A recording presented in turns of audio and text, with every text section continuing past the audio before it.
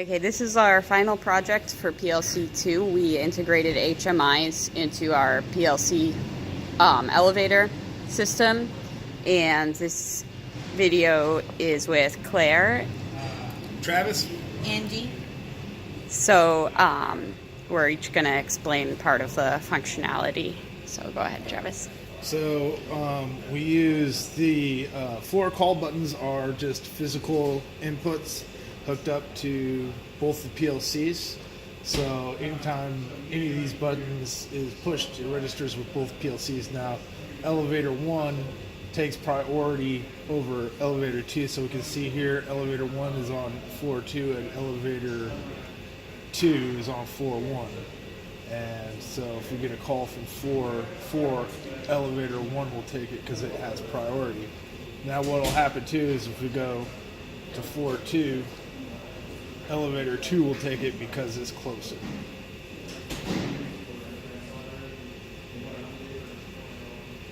And you can see we can hit 2 buttons at once, and both of the elevators will correspond accordingly. And so floor 2, from there, floor 3 to floor 2, elevator 1 took that because it takes priority. So, how the HMI works is that what we did for our first video, we have physical buttons for each of our floors and physical buttons for door close or open, crash burn, e-stop. Now what we did is that we changed all the inputs to memory bits to work in our HMI, and we can see in here our root screen, it's working, and we can see each of the priorities of this. Here we can see in our little displays the priorities for each of the buttons.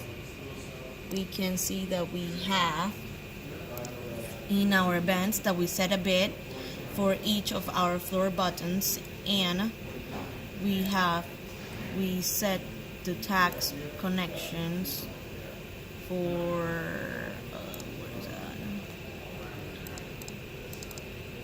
for each of our floors. And in our elevator, if you press floor 3 is gonna go to floor 3, and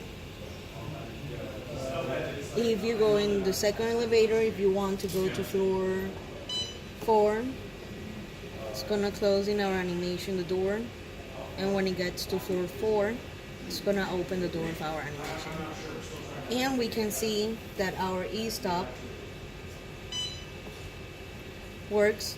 It blinks for many seconds we want till we press our e-stop reset. Cool. And then, so one thing with this program that we had some trouble with was the priority for the elevators.